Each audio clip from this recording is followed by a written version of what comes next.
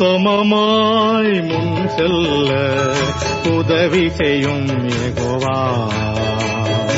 ஊக்கமதை கைவிடாமல் காத்து கொள்ள உதவும். ஊக்கமதை கைவிடாமல் காத்து கொள்ள உதவும். உத்தமமாய் முன் செல்ல உதவி செய்யும் யெகோவா.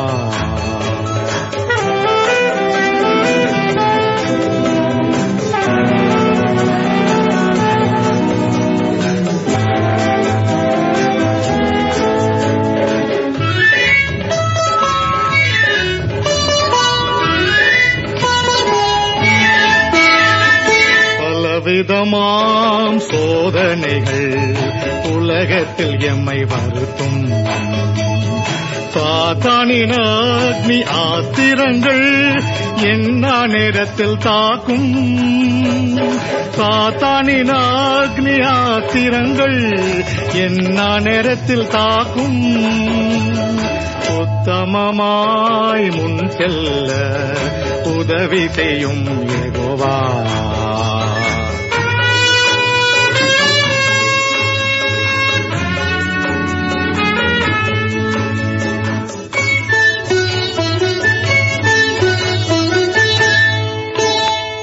தீர்மானங்கள் தோற்காவண்ணம் காத்து கொள்ள உதவும்.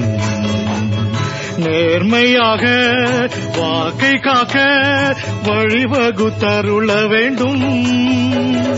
நேர்மையாக வாக்கை காக்க வழிவகுத்தருள வேண்டும். உத்தமமாய் முன் செல்ல உதவி செய்யும் யெகோவா.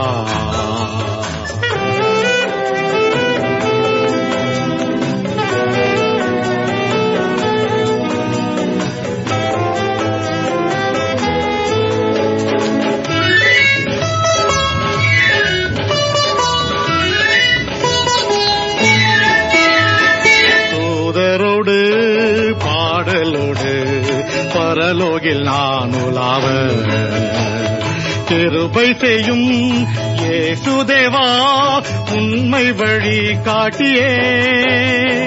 கிருபை செய்யும் இயேசுதேவா உண்மை வழி காட்டியே. உத்தமமாய் முன் செல்ல உதவி செய்யும் யெகோவா.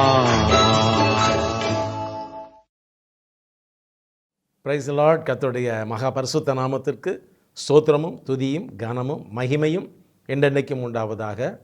அருள்நாதர் ஆண்டவர் இயேசு கிறிஸ்துவின் உயிர்த்தெழுந்த திருநாமத்தினாலே இந்த வார்த்தையின் வல்லமை என்கிற நிகழ்வை தொடர்ந்து பார்க்கிறதான தேவனுடைய பிள்ளைகளாகிய உங்கள் அனைவரையும் நிறைவான சந்தோஷத்தோடு கூட வாழ்த்தி இந்த நிகழ்வுக்கு வரவேற்கிறோம். பிதாவாகிய தேவனாலும் குமாரனாய் இயேசு கிறிஸ்துவினாலும் உங்களுக்கு கிருபையும் சமாதானமும் பெருகுவதாக என்று சொல்லி உங்களை வாழ்த்துகிறோம். தேவன் உங்களையும் உங்கள் சந்ததிகளையும் அபரிமிதமாய் ஆசீர்வதிப்பாராக.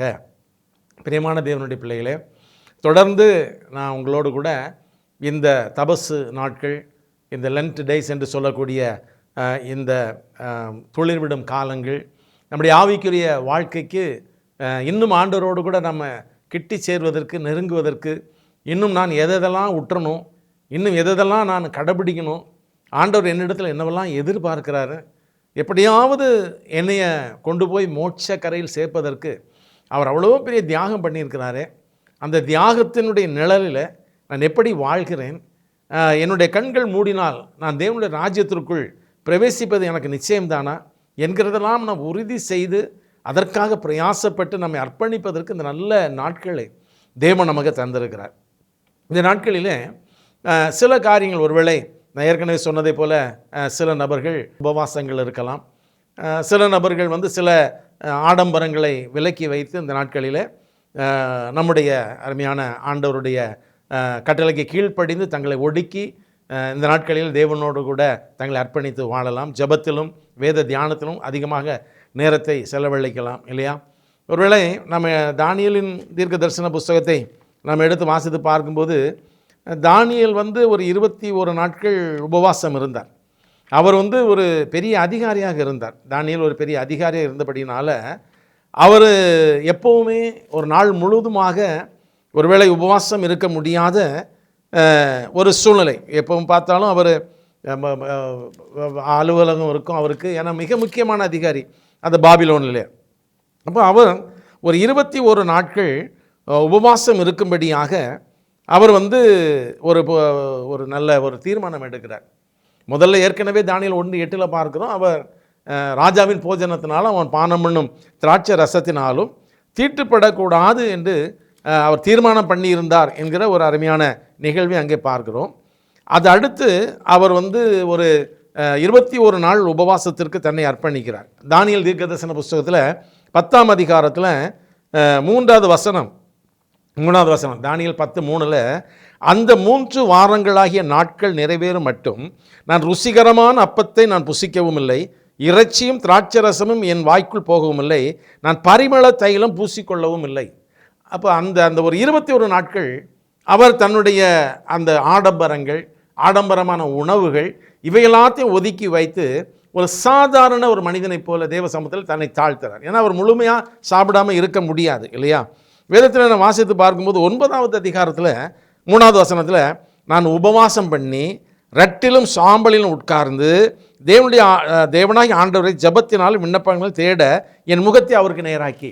அந்த 9வது அதிகாரம் 3வது வசனத்தில் அவர் கொஞ்சம் ஸ்பெஷல், ஒருவேளை விடுமுறையில் இருந்திருக்கலாம்.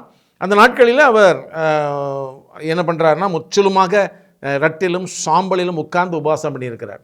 ஆனால் 10ஆம் அதிகாரத்தில் 3வது வசனத்தை வாசிக்கும்போது அவர் சொல்கிறாரு, அந்த நாட்களில் நான் ருசிகரமான அப்பத்தை நான் புசிக்கவும் இல்லை, இறைச்சியும் திராட்சரசமும் என் வாய்க்குள் போகவில்லை, நான் பரிமள தைலம் பூசிக்கொள்ளவும் இல்லை.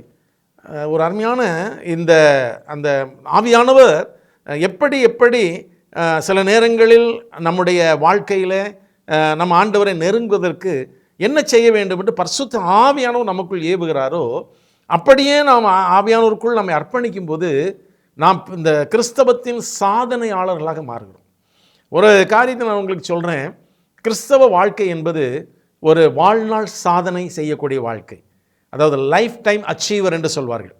ஒரு நாள் பரிசுத்தம், அடுத்த நாள் கீழே விழுந்துடுறது, அப்புறம் கொஞ்ச நாள் ஆண்டவரை நெருங்கி போவது, அதற்கப்புறம் கொஞ்சம் விலகி போவது.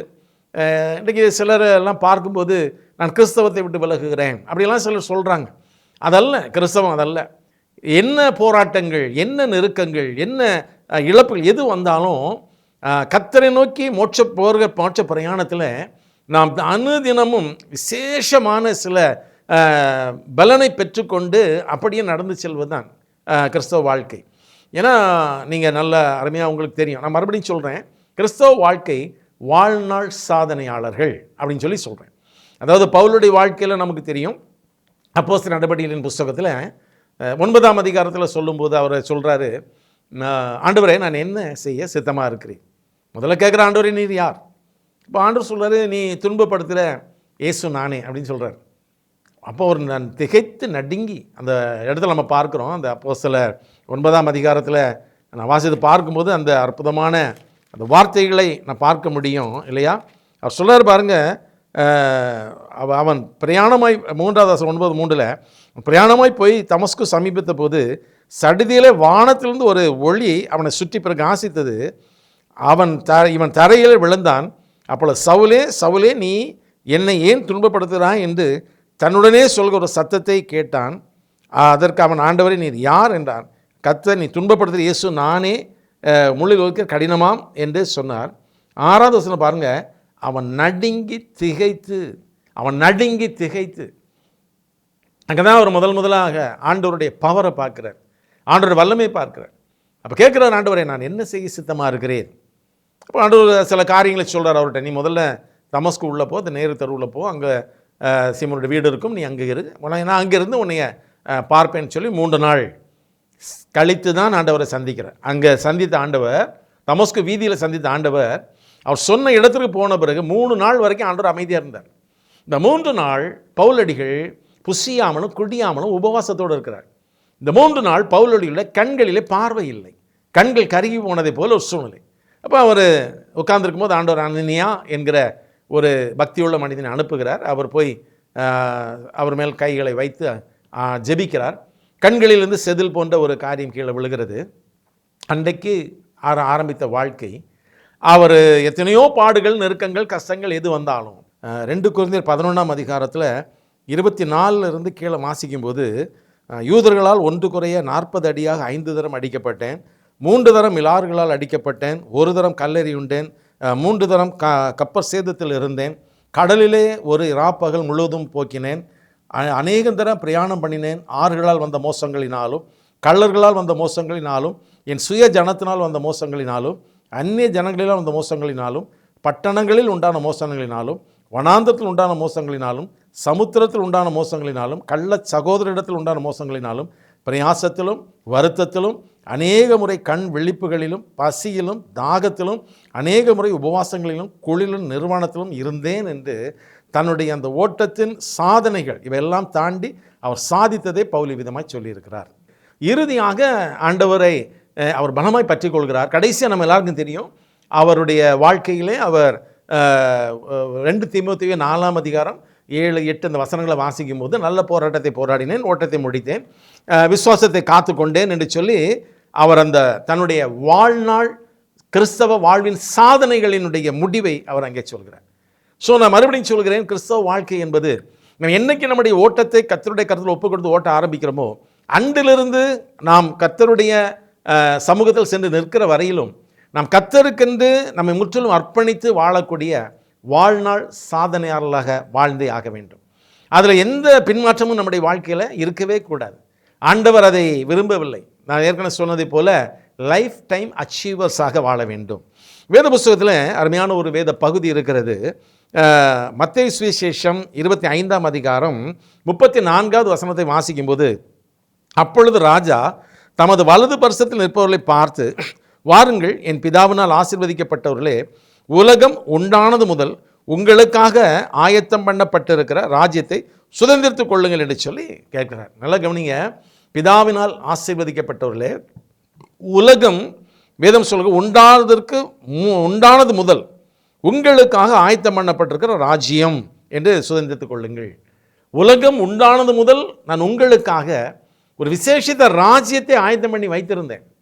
நீங்கள் அந்த ராஜ்யத்தை எட்டி பிடிப்பதற்காக நீங்கள் எல்லா நெருக்கங்கள், கஷ்டங்கள், பாடுகளின் மத்தியிலும் நீங்கள் என்னுடைய பலத்தோடு கூட சாதனையாளர்களாக வாழ்ந்து நீங்கள் ஜெயித்தபடியினால் உங்களுக்காக நான் உலகத்திற்கு முன்பதாகவே வைத்திருந்த அந்த ராஜ்யத்திற்குள் இல்லையா, அந்த ராஜ்யத்தை நீங்கள் உங்களுக்கு சொந்தமாக்கி கொள்ளுங்கள் அப்படின்னு சொல்லி ஆண்டவர் சொல்கிறார். அவங்க என்ன பெரிதாக செஞ்சிட்டாங்க? பிரசங்கம் பண்ணாங்களா? இல்லை.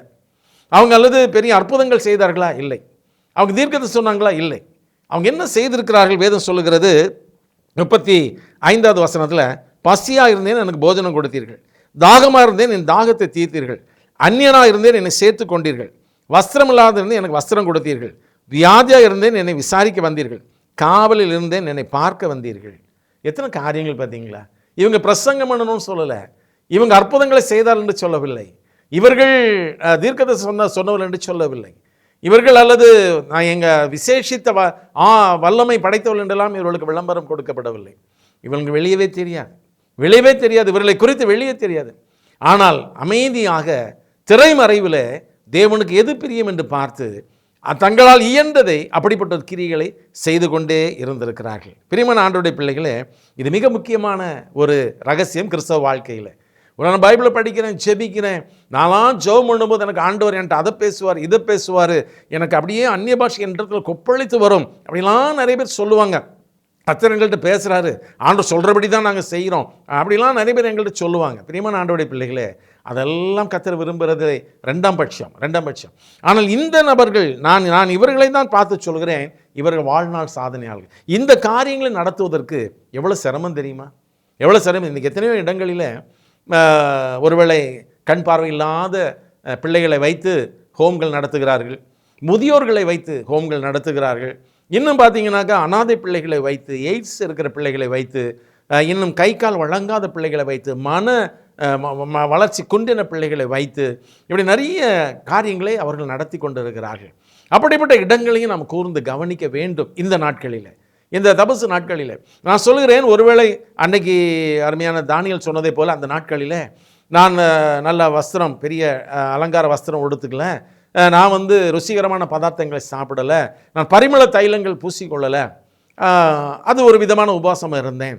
அப்போ இந்த நாட்களில், இந்த அருமையான இந்த லென்ட் டேஸ்ன்னு சொல்ல நாட்களில் நாம் எதை வந்து நம்ம சில காரியங்களை ஒதுக்கி வைத்து அதன் காரியங்களை இப்படிப்பட்ட ஜனங்கள் மத்தியில் நாம் அவர்களுக்கு உதவி செய்வோமானால் இதை கர்த்தர் ஏற்றுக்கொள்வது மாத்திரமல்ல, அவர் ஆண்டவர் சொல்கிறது, வேதம் சொல்வதை போல உலகம் உண்டானது முதல் உங்களுக்கு ஆயத்தம் பண்ணப்பட்டிருக்கிற ராஜ்யத்தை சுதந்திரித்துக் கொள்ளுங்க என்று சொல்லக்கூடிய அந்த பகுதியில் கொண்டு வந்து நிறுத்த தேவன் வல்லவராக இருக்கிறார். இதை ஆண்டவர் பல இடங்களிலே வேத புஸ்தகத்தில் கர்த்தர் வற்புறுத்தி சொல்லி இருக்கிறார். விசேஷமாக நீங்கள் வேத புஸ்தகத்தை திருப்பி அதில் யாக்கோபு எழுதின பொதுவான நிருபத்தை நாம் திருப்பிக் கொள்கிறோம். யாக்கோபு 2ஆம் அதிகாரத்தில் 15-16, யாக்கோபு 2:15-16 இந்த வசனத்தை வாசிக்கும்போது, ஒரு சகோதரனாவது சகோதரியாவது வஸ்திரம் இல்லாமலும் அணிதின ஆகாரம் இல்லாமலும் இருக்கும்போது உங்களில் ஒருவன் அவர்களை நோக்கி, நீங்கள் போய் சமாதானத்தோடு போங்கள், குளிர் காய்ந்து பசியாக இருங்கள் என்று சொல்லியும் சரீரத்திற்கு வேண்டியவர்கள் அவனுக்கு கொடுக்காவிட்டால் பிரயோஜனம் என்ன? வர்றாரு, கஷ்டத்தோட சாப்பாட்டோட வர்றாரு, போங்க போங்க நாங்கள் உங்களுக்கு ஜெபம் பண்ணுறோம், ஆண்டவர் உங்களுக்கு எப்படியாவது தருவார் என்று சொல்லி அவனை அனுப்பி விடுவது அல்ல என்று சொல்லி கர்த்தர் சொல்கிறார். அப்படி நீ ஒருவேளை நான் ஜெபம் பண்ணுறேன் உங்களுக்காக, ஆண்டவர் எப்படியாவது உங்களை சந்திப்பார் என்று சொல்வதல்ல, இருப்பதை கொடுப்பது, இருப்பதை கொடுப்பது. விசேஷமாக நம்ம எல்லாருக்கும் தெரியும், ஏசாயா தீர்க்கதரிசியின் புஸ்தகத்தில் 58ஆம் அதிகாரத்தை நாம் திருப்பிக் கொள்ளும்போது ஆண்டவர் வந்து அருமையான அந்த உபவாச நாட்களில் நம்முடைய மனதும் நம்முடைய செயல்களும் எப்படி இருக்க வேண்டும் என்று சொல்லும்போது ஆண்டவர் சொல்கிறார் பாருங்க. விசேஷமாக 7வது வசனம், ஏசாயா 58 7வது வசனத்தை வாசித்து பார்க்கும்போது அங்கே ஆண்டவருடைய வார்த்தை சொல்கிறது, பசி உள்ளவனுக்கு உன் ஆகாரத்தை பகிர்ந்து கொடுக்கிறதும், துரத்துண்ட சிறுமையானவர்களை வீட்டிலே சேர்த்து கொள்கிறதும், வஸ்திரம் இல்லாதவனை கண்டால் அவனுக்கு வஸ்திரம் கொடுக்கிறதும், உன் மாம்சமானவர் உன்னை ஒழிக்காமல் இருக்கிறது அல்லவோ எனக்கு உகந்த உபவாசம் என்று சொல்லி ஆண்டவர் சொல்கிறார்.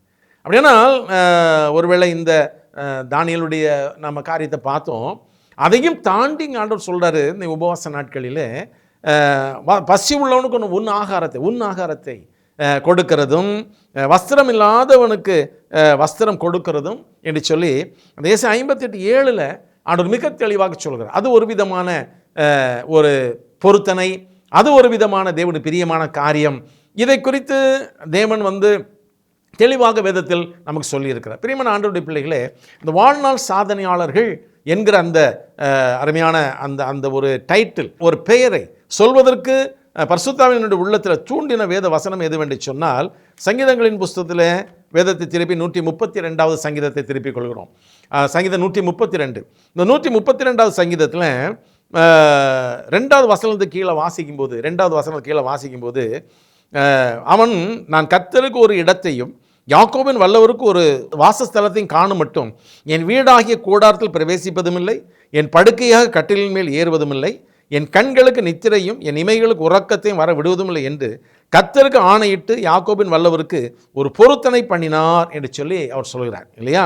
பொருத்தனை சொல்ல அந்த வேத வசனம் சொல்கிறது. அதாவது ஒரு சொகுசான வாழ்க்கையை நான் வாழ்ந்து ஒருவேளை நான் இருக்க போவதில்லை என்று அவர் அந்த இடத்துல ஒரு பொருத்தனை எடுக்கிறார். ஏனென்றால் ஆண்டவர் தாவீதை குறித்து சொல்லும்போது என் இதயத்திற்கு ஏற்றவனாக கண்டேன் என்று சொல்கிறார். தவறு செய்தவர் தான், இல்லை என்றில்லை, தவறு செய்யாத மனிதன் இல்லை. ஒருவேளை பிரியமான ஆண்டவருடைய பிள்ளைகள், ஆனாலும் என் இருதயத்தில் இருக்கிறதெல்லாம் அவன் செய்வான் அப்படின்னு சொல்லி ஆண்டவர் சொன்னார். பார்த்தீங்களா?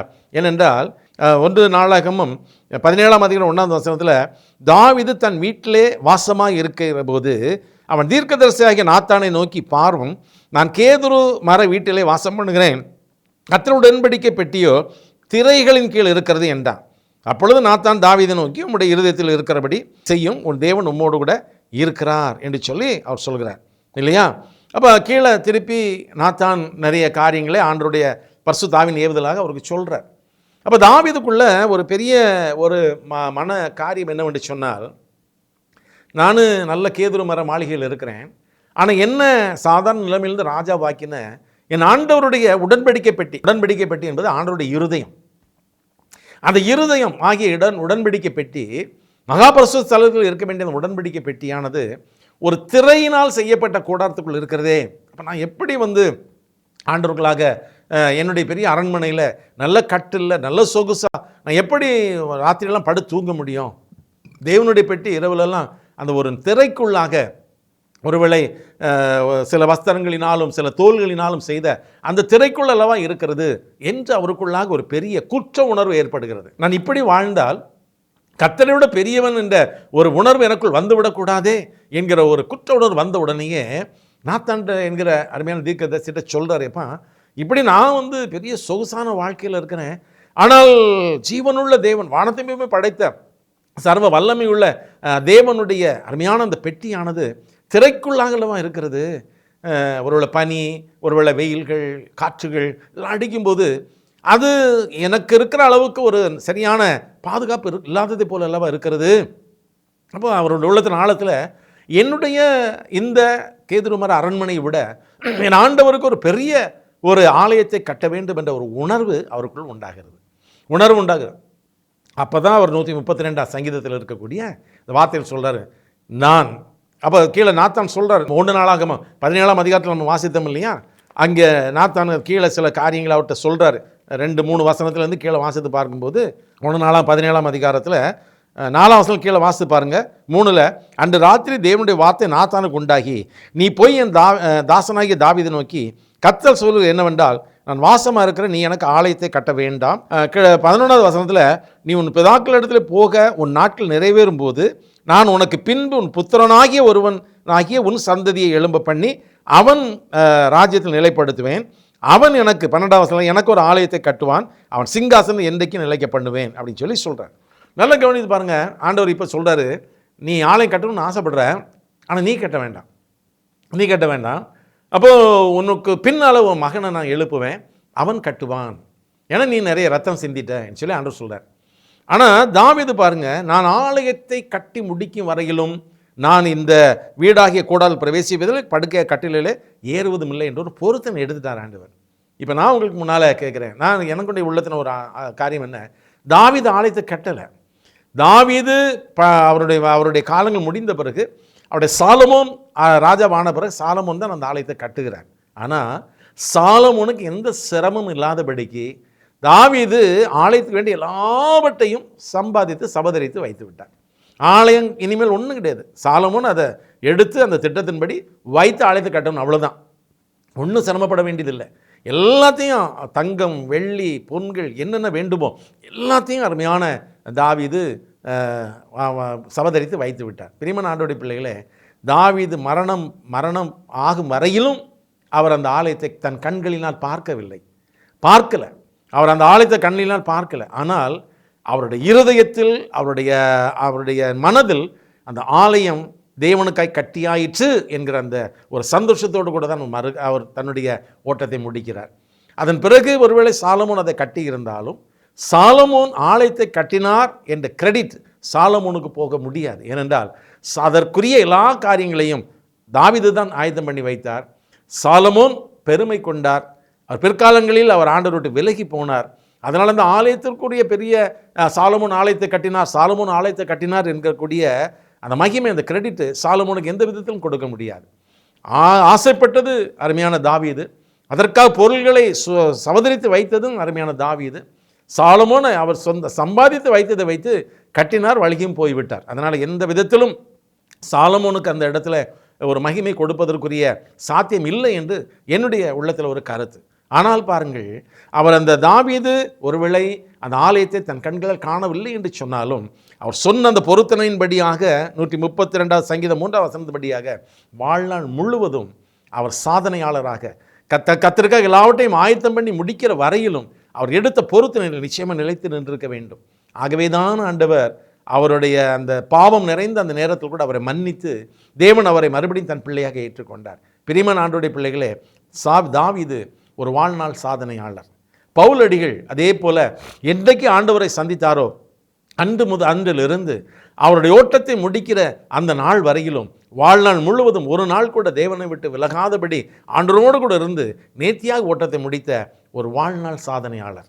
இன்றைக்கு நீங்களும் நானும் வாழ்ந்து கொண்டிருக்கிற வாழ்க்கையில் ஒருவேளை நான் சொன்னதை போல மத்தேயு சுவிசேஷத்தில் 25 அதிகாரத்தில் 34வது வசனத்தில், அப்பொழுது ராஜா தன் வலது பக்கம் நிற்கிறவர்களை பார்த்து, வாருங்கள் என் பிதாவினால் ஆசீர்வதிக்கப்பட்டவர்களே, உலகம் உண்டானது முதல் உங்களுக்காக ஆயத்தம் பண்ணப்பட்டிருக்கிற ராஜ்யத்தை சுதந்திரித்துக் கொள்ளுங்கள்னு சொன்னார் இல்லையா?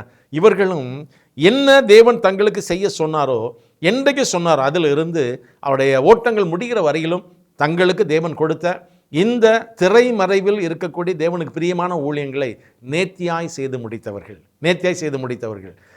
ஒருவேளை இந்த நல்ல உபவாச நாட்களிலே, இந்த நல்ல லென்ட் டேஸில் பிரியமான ஆண்டவருடைய பிள்ளைகளே, கர்த்தர் உங்களுக்கு ஒரு கேள்வி வைக்கிறார். மகனே, மகளே, ஒருவேளை உன்னால் இப்படிப்பட்ட ஜனங்களுக்கு உதவி செய்ய முடியவில்லை என்று சொன்னாலும், உதவி செய்கிற ஜனங்களுக்கு நீ உதவியாக இருக்கலாமே. பொருளாதாரத்தை கொடுத்து, ஏதாவது ஒரு காரியத்தை கொடுத்து, நீ உன்னை ஒடுக்கி நீ வைத்திருக்கக்கூடிய அந்த காரியங்களிலே இல்லையா, அப்படிப்பட்ட காரியங்களிலே நீ உபவாசிக்கிற நாட்களில் இருக்கக்கூடிய சில காரியங்களிலே நீ அதை சேமித்து இப்படிப்பட்ட ஏழைகளுக்கு கொடுத்து தொடர்ந்து இப்படிப்பட்ட உதவிகளை நீங்கள் தொடர்ந்து செய்வீர்களானால், வேதம் சொல்கிறதை போல இன்னொரு வசனமும் சொல்கிறேன். யாக்கோபு 2ஆம் அதிகாரம் 12-13. யாக்கோபு 2ஆம் அதிகாரம் 12-13 இல்லையா? அதில் வேதம் சொல்கிறது, சுயாதீன பிரமாணத்தினால் நியாய தீர்ப்பு அடைய போகிறவர்களாய் அதற்கேற்றபடி பேசி அதற்கேற்றபடி செய்யுங்கள். அதாவது சுயாதீன பிரமாணம் லிபர்ட்டி. உனக்கு எல்லா உரிமைகளும் கர்த்தர் தந்திருக்கிறபடினால நியாய தீர்ப்பு அடைய போகிறோம் என்ற உணர்வோடு கூட, அந்த நியாய தீர்ப்பில் தப்பித்துக்கொள்ள வேண்டும் என்ற எண்ணத்தோடு கூட அதற்கேற்றபடி பேசி அதற்கேற்றபடி நீ செய்யுங்கள், கிரியைகளும் அப்படி இருக்கட்டும் சொல்லி அடுத்து 13ஆம் வசனம் சொல்றார், ஏனென்றால் இரக்கம் செய்யாதவனுக்கு இரக்கம் இல்லாத நியாய தீர்ப்பு கிடைக்கும், நியாய தீர்ப்புக்கு முன்பதாக இரக்கம் மேன்மை பாராட்டும் என்று வேதம் சொல்லும். யாக்கோபு சொல்ல, இரக்கம் இல்லாதவனுக்கு இரக்கம் இல்லாத நியாய தீர்ப்பு கிடைக்கும், நியாய தீர்ப்புக்கு முன்பதாக இரக்கம் மேன்மை பாராட்டும் என்று ஒரு அருமையான வார்த்தையை யாக்கோபு எழுதுகிறார் இல்லையா? வேதத்தில் வாசித்து பார்க்கும்போது ஆண்டவர் சொல்கிறார், ரோமர்கள் நிருபத்தில் 13ஆம் அதிகாரத்தில் 10வது வசனத்தை வாசிக்கும்போது, அன்பானது பிறனுக்கு பொல்லாங்கு செய்யாது, ஆதலால் அன்பு நியாயப்பிரமாணத்தின் நிறைவேறுதலாக இருக்கிறது என்று சொல்லி வேதம் சொல்கிறது. ஆகவே பிரியமான ஆண்டவருடைய பிள்ளைகளே, நியாயப்பிரமாணத்துக்கு முன்பதாக இரக்க மேன்மை பாராட்டும். ஆகவே இரக்கத்தோடு வாழ தேவன் நம்மை அழைக்கிறார். ஆகவே கிறிஸ்தவ வாழ்க்கை என்பது ஒரு நாள் 2 நாள் சில நாட்களோடு முடிந்து போவதில்லை. என்றைக்கு வாழ்க்கை ஒப்புக் கொடுக்கிறோம் அதிலிருந்து ஓட்டம் முடிகிற வரையிலும் தேவனுக்கு பிரியமான ஒரு வாழ்க்கையை ஓடி வாழ்நாள் சாதனையாளர்களாக வாழ்ந்து முடிக்க தேவன் நம்மை அழைக்கிறார். அப்படிப்பட்ட ஒரு நல்ல ஆசீர்வாதத்துக்கு நம்ம ஒப்புக் கொடுப்போம். நல்ல தகப்பனையும் நன்றியுடன் துதிக்கிறோம். இந்த நல்ல நாளிலும் கர்த்தர் எங்களுக்கு கற்றுத்தந்த நல்ல உங்களுடைய ஆலோசனைக்காக நன்றி செலுத்துகிறோம்.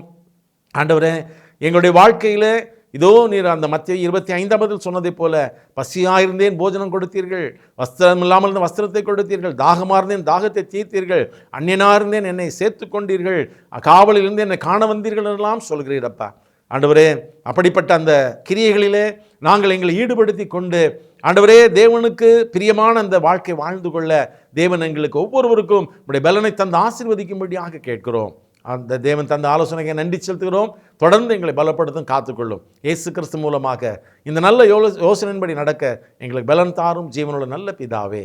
ஆமேன், ஆமேன், ஆமேன். எனக்கு அன்பானவர்களே, கிறிஸ்தவ வாழ்க்கையில் சாதனையாளர் வாழுங்கள். கர்த்தர் உங்களை ஆசீர்வதிப்பார். God bless you. தீர்மானங்கள் தோற்காவண்ணம் காத்து கொள்ள உதவும், நேர்மையாக வாக்கை காக்க வழிவகுத்தருள வேண்டும், நேர்மையாக வாக்கை காக்க வழிவகுத்தருள வேண்டும், உத்தமமாய் முன் செல்ல உதவி செய்யும் யெகோவா.